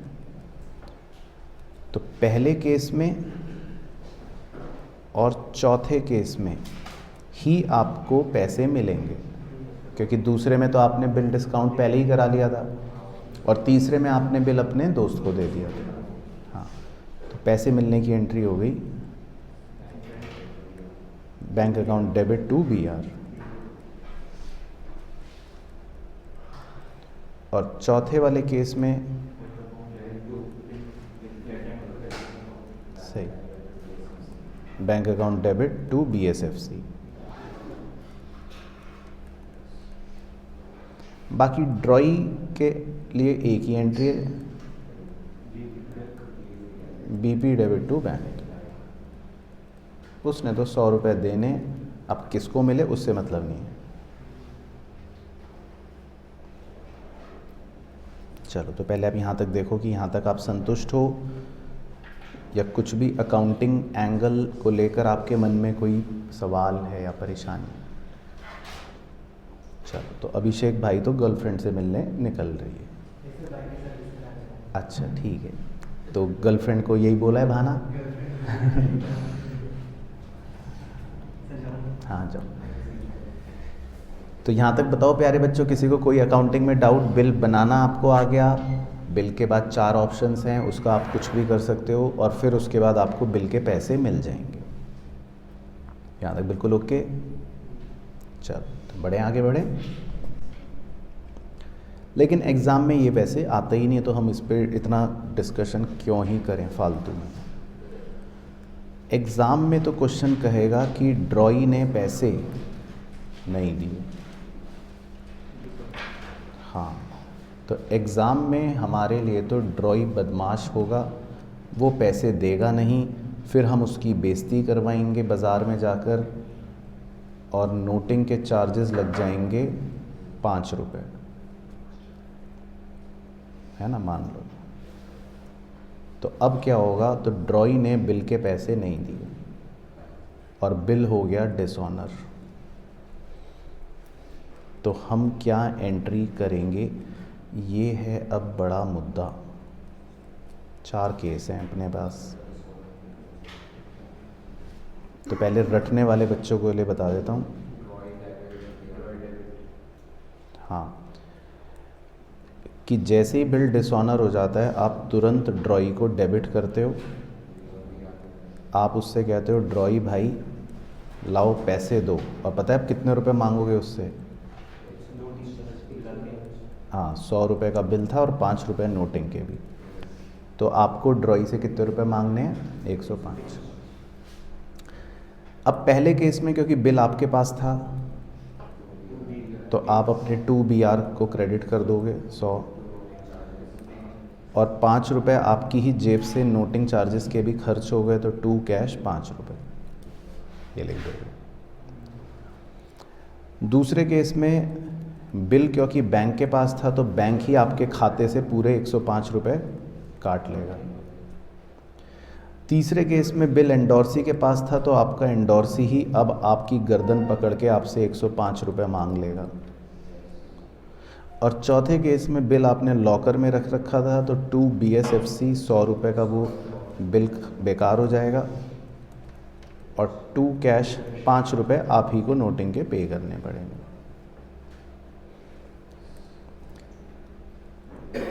बाकी ड्रॉई की सेहत पे कोई फ़र्क नहीं पड़ता। ड्रॉई तो कहता है ठीक है भैया, BP गया 100 रुपये का, ख़त्म, नोटिंग के चार्जेस 5 रुपये ये और मांग रहे हैं मुझसे, टू ड्रॉर, उसे तो अब 105 रुपये ड्रॉर को दोबारा देने हैं।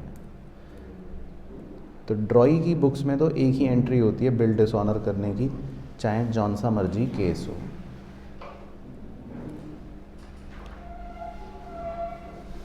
ठीक है, तो ये आप नोट भी कर सकते हो, और नोट करके आप देखो अगर आपको अजीब सा लग रहा हो कुछ,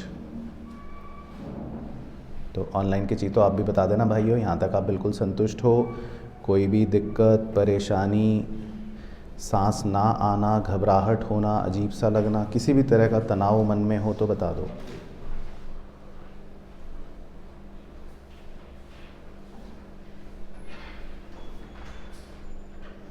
ठीक है, तो यहाँ तक बिल्कुल ओके।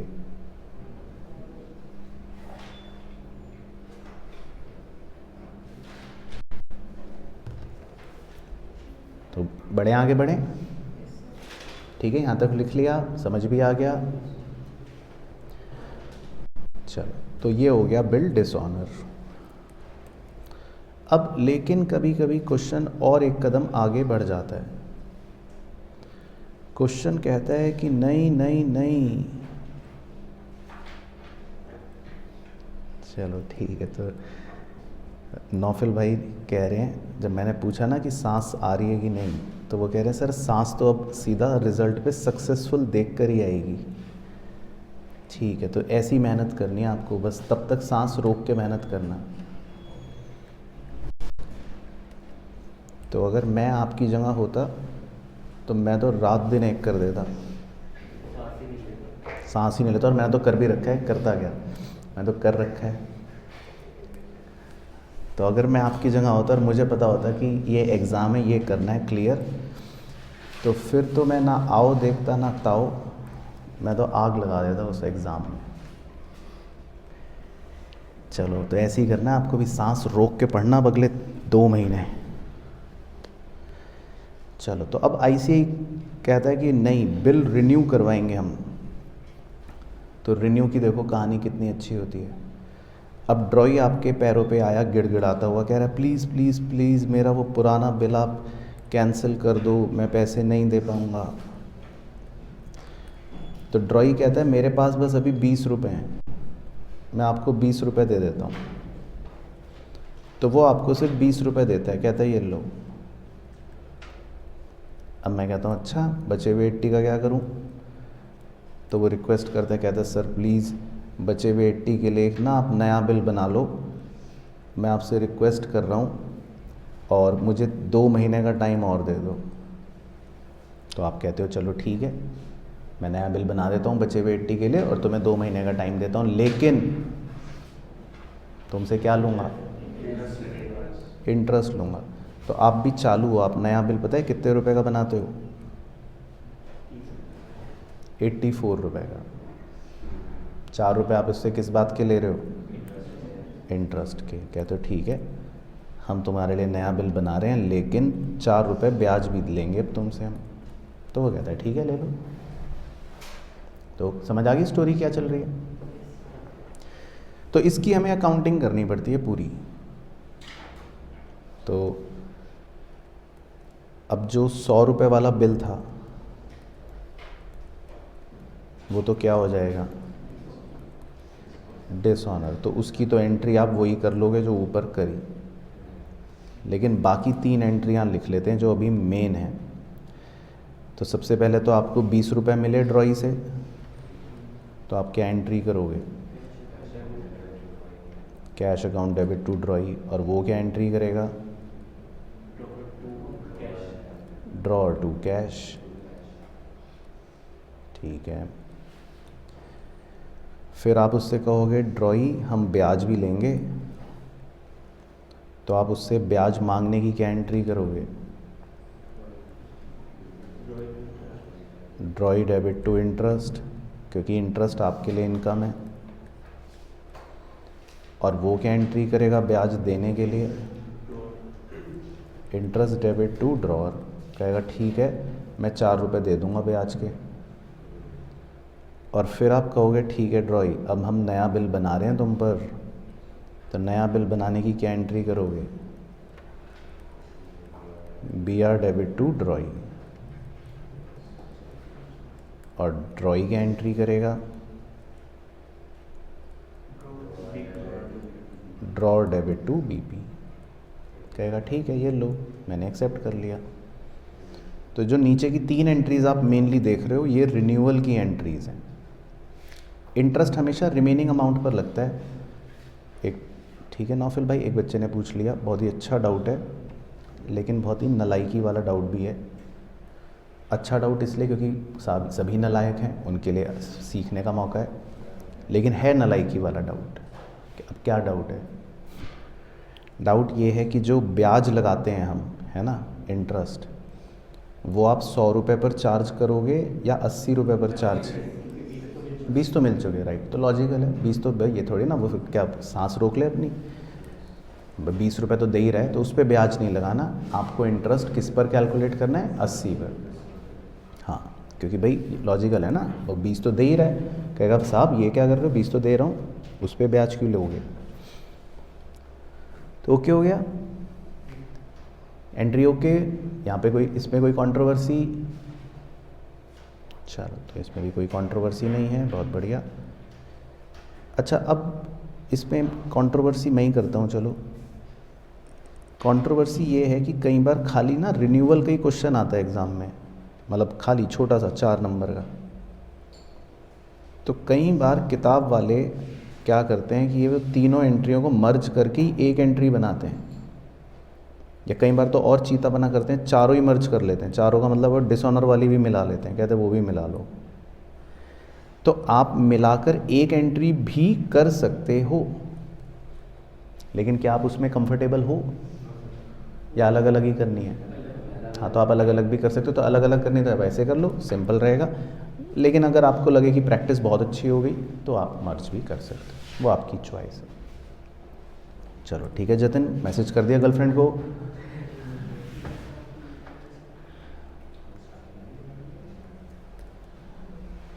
चलो अब तो पीछे कंट्रोवर्सी चल रही है, बताओ क्या हुआ?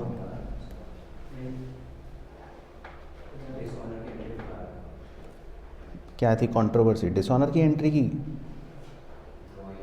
ड्रॉई debit to BR to cash. और अगर सेकंड केस होगा तो ड्रॉई डेबिट टू बैंक, और अगर थर्ड केस होगा तो ड्रॉई डेबिट टू इंडोर्सी, और फोर्थ केस होगा तो ड्रॉई डेबिट टू BSFC। ठीक है, तो करेंगे अभी, क्वेश्चन में दिखाता हूँ आपको। खैर अच्छा, फिर एक रिटायरमेंट भी होता है, क्योंकि बीच में वो भी था ना छोटा सा पॉइंट, वो भी लपेट लेते हैं। तो रिटायरमेंट में तो कहानी क्या होती है? हाँ, वो जल्दी पैसे दे देता है। तो पता चला ड्रॉई 2 महीने बाद ही आ गया, कह रहा मैं आ गया पैसे लेकर। मैंने कहा लाओ पैसे दो, कह रहा लेकिन 99 रुपये ही दूंगा। मैंने कहा चल ठीक है ड्रॉई, 1 रुपये तेरे माफ़। तो 1 रुपये आप उसका छोड़ देते हो, तो क्या एंट्री बन गई? कैश डेबिट 99, सही। डिस्काउंट या रिबेट भी लिख सकते हो आप इसको, 1 रुपये आप डिस्काउंट अलाउ कर देते हो। और वो क्या एंट्री करेगा?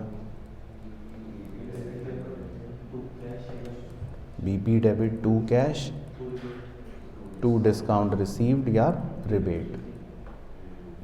तो ये तो बहुत ही सिंपल हो गया। तो हालांकि ये तो तभी करेंगे जब क्वेश्चन बोलेगा। तो रिटायरमेंट का मतलब तो होता है कि उसने जल्दी पैसे दे दिए,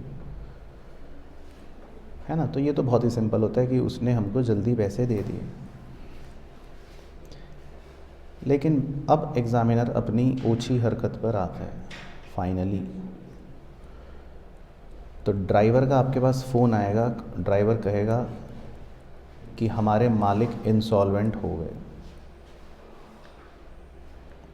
तो आप सबसे पहले किसको फ़ोन करोगे? मुंशी को, राइट। तो जैसे ही आपको इन्फॉर्मेशन मिली कि ड्रॉई इंसॉल्वेंट हो गया, आप तुरंत अपने मुंशी को फ़ोन करके कहते हो मुंशी जी बिल डिसऑनर की एंट्री कर लो। तो वो भी कर लेगा, आप भी कर लोगे। अच्छा, अब डिसऑनर पर पहले क्योंकि कंट्रोवर्सी करी आपने, तो देख लो दोबारा से आंखें खोल के, डिसऑनर की क्या एंट्री है?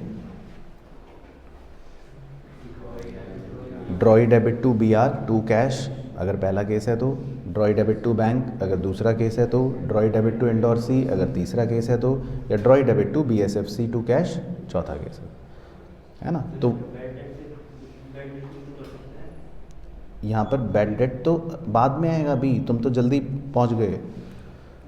अभी मुंशी को फ़ोन करके डिसऑनर तो करवा दो।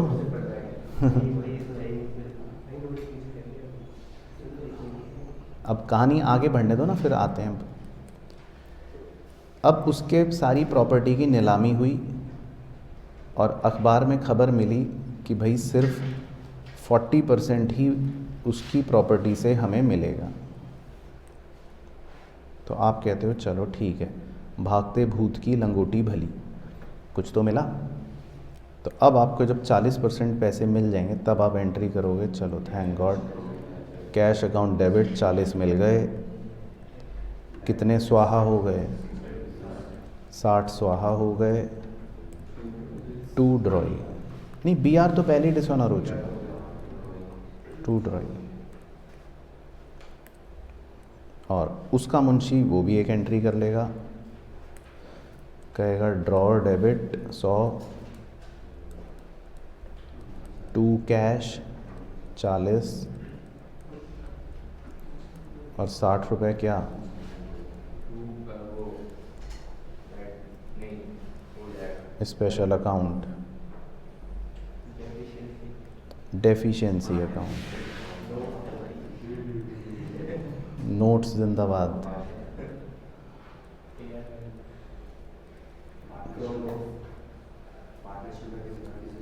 पार्टनरशिप में वैसे कॉन्सेप्ट आता है राइट, डेफिशिएंसी में, हाँ उसमें आएगा ये शब्द डेफिशिएंसी।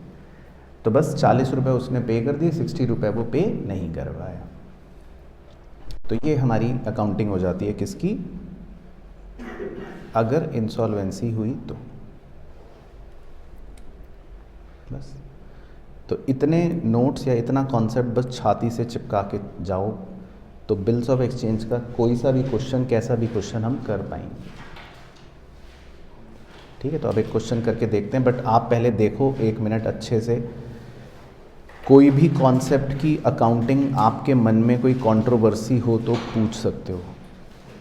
कोई भी कॉन्सेप्ट, मतलब पूरे चैप्टर का कोई भी कॉन्सेप्ट और उसकी अकाउंटिंग से संबंधित कोई भी डाउट आपके मन में।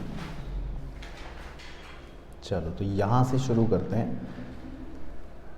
तो ये एक 10 नंबर का ICI के MTP का क्वेश्चन है, वो पढ़ते हैं और उस पर हाथ आजमाते हैं कि क्या हम ये कर पाएंगे।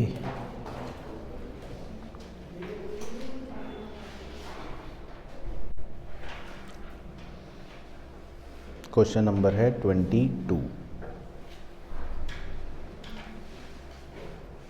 और इसकी हेडिंग अगर लिखना है तो आप लिख सकते हो, ये एकोमोडेशन बिल कॉन्सेप्ट का क्वेश्चन होता है।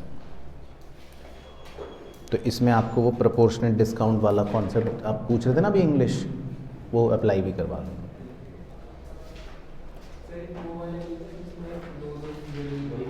हाँ वही है, दो दोस्त,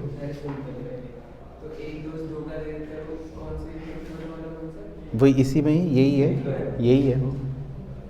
तो ये जो एकोमोडेशन बिल होता है ये वही होता है जिसमें ये 2 दोस्त होते हैं और आपस में म्यूचुअल हेल्प के लिए ये काम करते हैं। चलो तो खैर करते हैं, आओ पढ़ते हैं। तो इसमें क्वेश्चन में लिखा है pass journal entry in the books of Ravi, है ना। तो बस आप खाली ऐसे हेडिंग दे सकते हो, in the books of Ravi. चलो तो क्वेश्चन पढ़ रहा हूँ, जितना पढ़ूंगा बस उतना ही येलो करूँगा। Ravi draws a bill for 45,000 on Rishi on 15 April 2021 for 3 months, which is returned by Rishi to the Ravi after accepting the same. चलो ठीक है, तो मेरे साथ साथ ही सॉल्व कर रहे हो ना आप, तो आओ लिखो। तो हेडिंग तो डाल लो in the books of Ravi. तो मैं इसलिए साथ साथ लिख रहा हूँ ताकि मैं एक एक एंट्री करता रहूँ और एक एक करके ही पूछता रहूँ कि आपको कोई दिक्कत तो नहीं है, ताकि बाद में ऐसा ना हो कि बाद में कहो कि सर वो पहली एंट्री बताना दोबारा से। हाँ, तो फिर वो सब नाटक नहीं। तो एक एंट्री करेंगे, उसी समय पूछेंगे कि भाई ओके तो ओके। चलो तो स्टोरी सुना देता हूँ मैं। तो रवि ने देखो एक बिल बनाकर अपने दोस्त को दे दिया, तो बिल बनाने की बताओ क्या एंट्री होगी। BR account debit to Rishi. तो तुम्हारा दोस्त ऋषि है ना, ठीक है। तो लिख लो BR account debit to Rishi. तो इसका मतलब होता है बिल ड्रॉ कर लिया। तो शॉर्ट में लिख रहा हूँ नरेशन की तरह। चलो पहले बोलो ओके ओके। चलो तो जितना सॉल्व कर लेंगे उसको काला रंग कर देता हूँ। ताकि पता लग जाए कि भाई इतना हमने सॉल्व कर लिया। अब आगे इंग्लिश लिखी है, Ravi gets it discounted with bank for 44,100 on 18 April 2021। चल, अब रवि ने इसको 18 तारीख को 44,100 रुपये में बैंक से डिस्काउंट करवा लिया।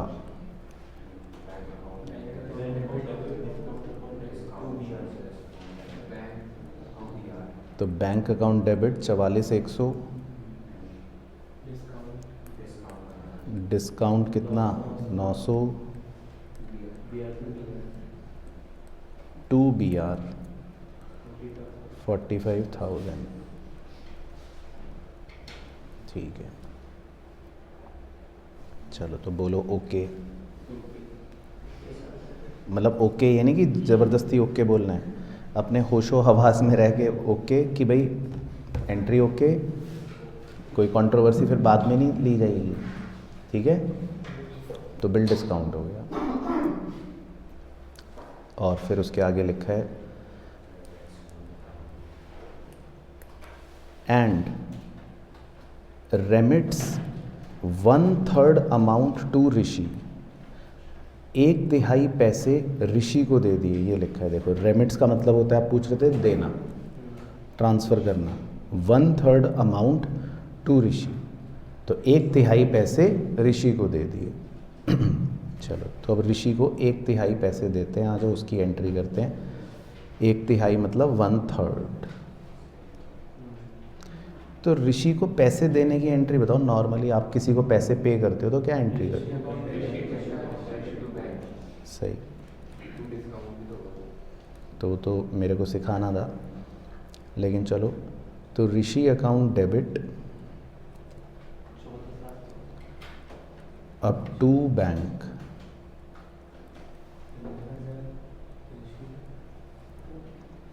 है ना, ऋषि को ही तो दिए पैसे।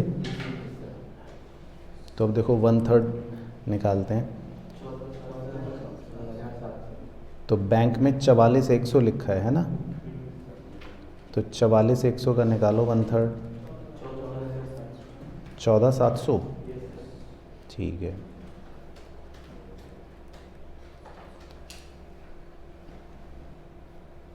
ठीक है। अच्छा, अब कॉन्सेप्ट वही मैंने आपको कहा था कि जो डिस्काउंटिंग चार्ज होते हैं, क्योंकि वो भी दोनों दोस्तों में बटेंगे, तो अब आप डिस्काउंटिंग चार्ज के भी 1/3 पोर्शन को ऋषि को ही दे दोगे। तो अब डिस्काउंटिंग चार्ज 900 था, उसका 1/3 निकाल लो, 300। ओके हो गया जी। तो ऋषि में कितना आ गया? 15। चल, तो आराम से ये एंट्री देखो, लिखो, फिर ओके तब करना जब आप संतुष्ट होंगे। ओके, बाकी बच्चे ओके। बाद में कोई कंट्रोवर्सी तो ओके नहीं होगी। ठीक है, तो 1/3 अमाउंट ऋषि को दे दिया। चलो, अब आगे बढ़ते हैं। पहले यहाँ तक काला कर देते हैं रंग। अब लिखा है ऑन द ड्यू डेट पर रवि फेल्स टू रेमिट। चलो एक बार ड्यू डेट निकालना। 15 अप्रैल का बिल था और 3 महीने आगे। चलो 15 मई, फिर उसके बाद 15 जून, 15 जुलाई और 3 दिन ग्रेस, 18 जुलाई। ठीक है, ओके। तो 18 जुलाई। ठीक है, तो अब आगे इंग्लिश पढ़ते हैं। येलो कलर कर देता हूँ। On the due date Ravi fails to remit the amount due to Rishi. तो इसकी अकाउंटिंग कुछ नहीं है, तो एक स्टोरी सुना रहा है। कह रहा है रवि ने पैसे नहीं दिए ऋषि को, तो ये तो बेकार है पॉइंट अकाउंटिंग के नज़रिए से। बट अब आगे लिखा है बट ही एक्सेप्ट्स। अब हम एक बिल एक्सेप्ट कर रहे हैं। He accepts a bill of 52,500 for 3 months। बस कट, इतने। तो बस इतना, जितना येलो करेंगे उतनी अकाउंटिंग करेंगे बस। तो येलो कलर में लिखा है कि हमने पैसे नहीं दिए, मतलब हम रवि हैं, हमने पैसे नहीं दिए, तो इसकी तो कोई अकाउंटिंग नहीं है। देखो इतनी लाइन से तो कोई मतलब नहीं है अपने को, बस अकाउंटिंग किसकी है, ग्रीन कलर कर रहा हूँ। हमने एक्सेप्ट कर लिया एक बिल 52,500 का। चलो तो 18 जुलाई को बिल एक्सेप्ट करने की एंट्री बताओ क्या होगी। Bill accept drawer to BP, तो ड्रॉर की जगह ऋषि लिख लूँ, ऋषि टू बीपी, है ना, क्योंकि हमने एक बिल एक्सेप्ट कर लिया। कितने का बिल है, 52,500। तो हमने एक बिल एक्सेप्ट कर लिया, तो लिख लेता हूँ नरेशन शॉर्ट में बिल एक्सेप्टेड। तो पहले लिखो, देखो, डाइजेस्ट करके ओके करना। पैसे तो उसको देने हैं ऋषि को, बैंक। हाँ वो तो दे दिए होंगे ऋषि ने। हम कौन हैं, ये किताबें किसकी लिख रहे हैं हम।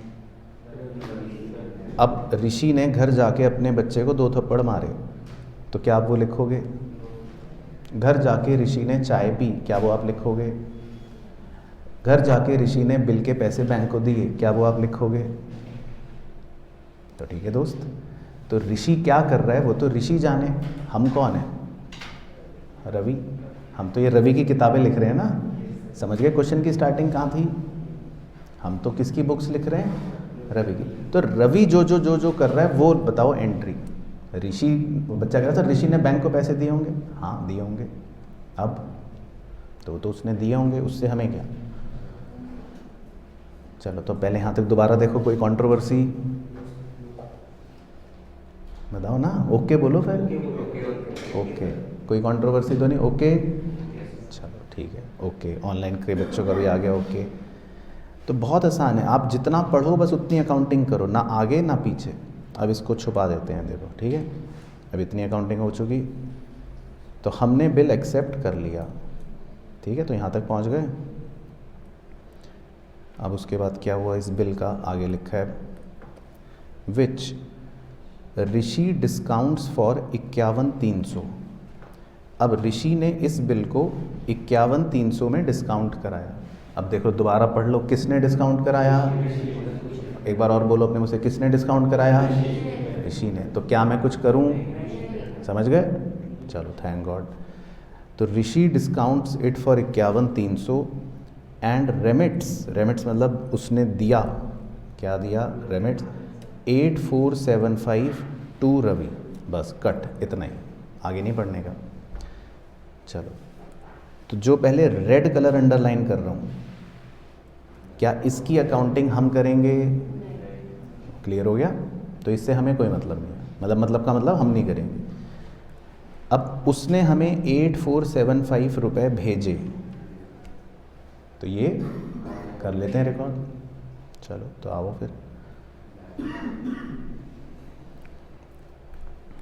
तो उसने हमें कितने रुपए भेजे, 8475। तो हमें पैसे मिल गए, क्या एंट्री करेंगे पैसे मिलने की, बैंक या कैश अकाउंट। कितने रुपए मिल गए, 8475 टू ऋषि। अब 8475 लिख दूं तो ICI नंबर काट लेगा, क्योंकि डिस्काउंटिंग चार्जेस जो ऋषि ने पे करे हैं वो प्रोपोर्शनेट अब इस बार मुझे भी मिलेंगे। जैसे पिछली बार हमने उसको भेजे थे, इस बार वो हमें भेजेगा, है ना, बस ये याद रखना है आपको, ठीक है जतिन भाई। तो इस बार प्रोपोर्शनेट डिस्काउंट, जैसे हमने पिछली बार देखो हमने भी उसको भेजे थे ना डिस्काउंट, उसको भेज दिया था, है ना, भेजा था ना। तो ऐसी ऋषि भी तो भेजेगा डिस्काउंट का प्रोपोर्शनेट हिस्सा, कहेगा तुम भी लो डिस्काउंट। चलो अब एक बार थोड़ी देर के लिए ऋषि के पास जाना ही पड़ेगा। तो ऋषि ने कितने का डिस्काउंट करवाया था बिल, 51,300 का करवाया था, ठीक है। तो 52,500 का बिल था और उसने डिस्काउंट करवाया था 51,300 में, तो डिस्काउंटिंग चार्ज कितने हो गए,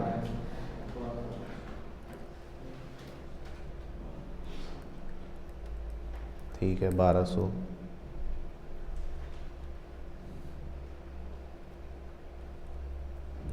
तो डिस्काउंटिंग चार्ज कितने हो गए 1200। अब हमें बस ये निकालना है कि इसमें से ऋषि कितने रुपए अब हमें भेजेगा, ये पता लगाना है। हम मतलब हो गए रवि। तो 1200 में से अब हम कितना बॉर्न करेंगे और ऋषि कितना बॉर्न करेगा, ये पता लगाना है कि 1200 में से ऋषि कितना बॉर्न करेगा और हम कितना बॉर्न करेंगे, मतलब हम कितना बर्डन लेंगे। तो अब करो, दिमाग लगाओ, आप तो होशियार हो। अरे फॉर्मूला लगाएं, वो वाला बेनिफिट वाला फॉर्मूला। चलो तो वो बेनिफिट वाला फॉर्मूला देखते हैं एक बार, आ जाओ। क्या थी English? Benefit of first bill plus amount remitted of second bill, amount of second bill after discount into discount. हाँ मतलब इनटू डिस्काउंट मतलब यही 1200। चलो तो पहले 2 मिनट आपको देता हूँ, क्योंकि आप में से भी कुछ बुद्धिमान योद्धा बैठे हैं, तो एक बार ट्राई मार के देखो। आ गया? चलो ठीक है, तो इसकी एप्लीकेशन सीख लो बहुत अच्छे से, स्टेप बाय स्टेप। अब देखो बेनिफिट ऑफ फर्स्ट बिल, इसका क्या मतलब होता है देखो। ठीक है, इसका मतलब होता है देखो, हम रवि हैं। अब पहला बिल कितने का था एक बार वो सोचो। तो आपको क्वेश्चन की फिगर याद होनी चाहिए। पहला बिल कितने का था? 45 का था ना पहला बिल, ये वाला पहला बिल मतलब दिस बिल 45 का था। अब इस बिल में जो भी पैसा मिलता है इस बिल का, इस बिल में 1/3 आप ऋषि को भेज देते हो। हाँ, तो एक तरह से 2/3 हमारे पास रहता है। तो जो भी पहला बिल है उसका बेनिफिट हमें कितना मिला? नहीं, बिल का अमाउंट का निकालना। तो बिल था 45,000 का, है ना? 45 का था ना पहला बिल, तो उसमें हमें बेनिफिट कितना मिला? 30,000। नहीं, वो नहीं लेंगे, पूरा फुल अमाउंट लेते हैं फर्स्ट बिल का। तो फर्स्ट बिल था 45,000 का, 1/3 आप ऋषि को दे रहे थे, तो अपने पास कितना बेनिफिट रख रहे हो? 2/3। पहले इतना ओके हो गया। चलो पहले यहाँ तक बोलो ओके, या कोई कंट्रोवर्सी? ओके हो गया ये? ठीक है। अब आगे की इंग्लिश है अमाउंट ऑफ सेकंड बिल, वो सॉरी मतलब amount remitted of second bill. अब सेकंड बिल के टाइम पर, मतलब अभी जो कहानी चल रही है, अमाउंट रेमिटेड मतलब ऋषि ने कितने रुपए हमें भेजे हैं? 8475। दिख गया आपको? ठीक है, तो 8475 ऋषि ने हमें अभी अमाउंट रेमिट कर दिया। Whole divided by amount of second bill after discount. Discount के बाद सेकंड बिल कितने का बच रहा है? हाँ, 51,300। यही था, चेक कर लो देखो। तो बस ये इंटू 1200 तो है, ये पूरी गणित सॉल्व कर लो। 900 रुपये आ रहा है। ठीक है, तो 900 रुपये का डिस्काउंट हम बियर कर लेंगे। ठीक है, लेकिन आप पहले आराम से इस पूरे बॉक्स से संतुष्ट हो कि आप संतुष्ट हो जो इंग्लिश लिखी है और जो फिगर्स लिखी हैं वो कैसे अप्लाई करनी है, वो ओके है? तो देख लो, इसमें कोई कंट्रोवर्सी किसी को अगर करनी हो तो अभी कर लेते हैं। ठीक है, फिर बाद में नहीं कहना कि कैसे आया था। ओके हो गया? चलो चलो तो बस 900 रुपये अब आप इस बॉक्स में लिख सकते हो, और जोड़ के फाइनल अमाउंट बाहर बताओ ऋषि का। 9375 ओके। चलो तो यहाँ तक बिल्कुल ओके, कोई भी टेंशन। तो अब चलते हैं वापस क्वेश्चन की अकाउंटिंग पर। तो अब इसको भी छुपा देता हूँ, है ना, इतना भी हमने कर लिया। अब आखिरी बात लिखी है, before the maturity of renewed bill, मतलब जो दूसरा बिल था उसकी मैच्योरिटी से पहले हम बिकम इंसॉल्वेंट। ओ बस आगे नहीं पढ़ना, खाली इतना ही। तो हम इंसॉल्वेंट हो गए बच्चों, हम इंसॉल्वेंट हो गए। तो इंसॉल्वेंट होते ही अब हमारा मुंशी या हम घर पे बैठ के क्या एंट्री करेंगे? हाँ, अब ये वाला बीपी जो है डिसऑनर कर दो, तो क्या एंट्री होगी? सही। नहीं, अभी तो खाली पहले बिल्ड, आगे नहीं पढ़ना तुमने। आगे कैसे पढ़ लिया? आंखें निकाल ली जाएंगी। हाँ आगे देखो, आगे पढ़े तो फिर गड़बड़। जितना मैं येलो करूँगा उतना ही पढ़ना है। अभी तक हमने सिर्फ क्या पढ़ा कि हम इंसॉल्वेंट हो गए, आगे नहीं पढ़ा मैंने अभी। तो हमारे इंसॉल्वेंट होते ही हम बीपी जो था वो क्या कर देंगे? तुरंत ख़त्म कर देंगे, डिसऑनर कर देंगे। तो हमारा बीपी डिसऑनर हो गया, यानी कि हम इंसॉल्वेंट हुए और हमने बीपी डिसऑनर कर लिया। ओके, चलो तो पहले यहाँ तक कोई कंट्रोवर्सी हो तो बता दो। यहाँ तक ओके हो गया? तो बोलो ओके। ओके, कोई कंट्रोवर्सी तो नहीं? चलो तो हम इंसॉल्वेंट हो गए। अब इसको छुपा देता हूँ और आगे पढ़ते हैं। अब हमारी सारी प्रॉपर्टी बेची गई। आगे लिखा है only 50% was realised from his estate. तो हमारी सारी प्रॉपर्टी बेचकर 50% पैसा रिकवर हुआ। ठीक है, तो बस तो इसकी अकाउंटिंग और कर लेते हैं। तो हमारी सारी प्रॉपर्टी बेचकर 50% पैसा ही रिकवर हो पाया। तो अब क्या एंट्री करेंगे हम ऋषि को पैसे देने की? ऋषि टू कैश या टू बैंक। तो 50% तो पैसे दे देंगे, और जो नहीं दे पाएंगे टू डेफिशिएंसी अकाउंट। अब ऋषि को कितने रुपए देने थे ये निकालने के लिए थोड़ी सी मेहनत करनी पड़ेगी।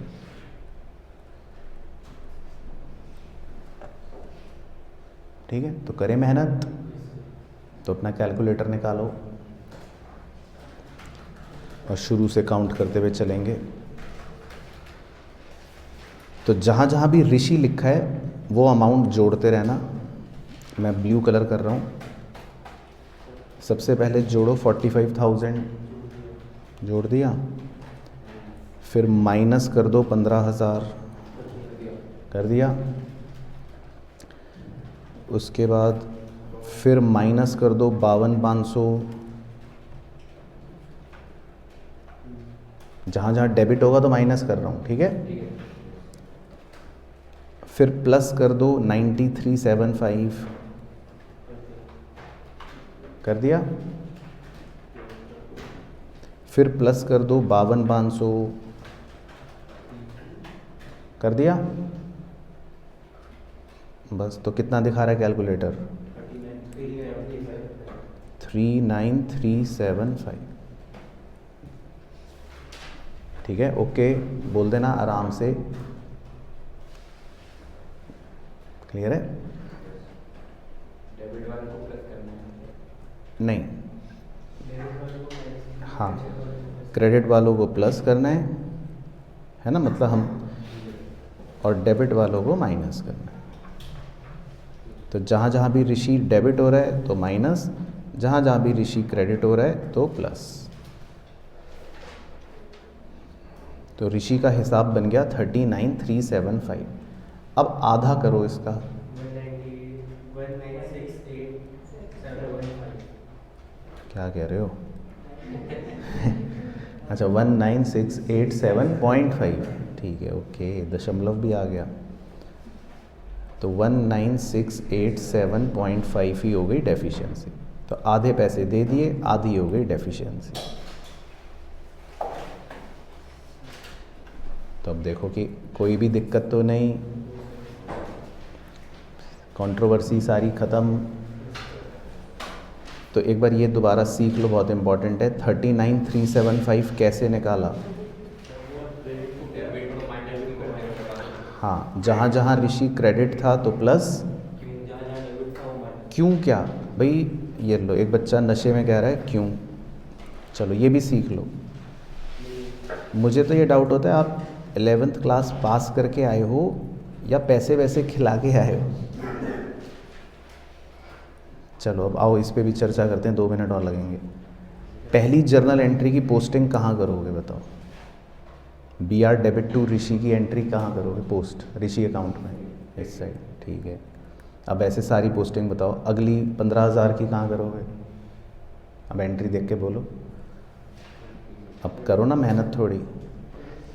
ऋषि डेबिट 15,000 की कहाँ करोगे? डेबिट साइड, ठीक है। अब अगली एंट्री बोलो। ऋषि डेबिट 52,500 की कहाँ करोगे? Debit side. फिर उसके बाद ऋषि को क्रेडिट कितना करा था? 9,375, उसकी पोस्टिंग कहाँ करोगे? Credit side. फिर ऋषि को क्रेडिट करा था 52,500, यही था ऋषि का हिसाब। चलो तो तुम ऐसे कर लो। अब बैलेंस शीट ही निकाल लो, क्या बच रहा है?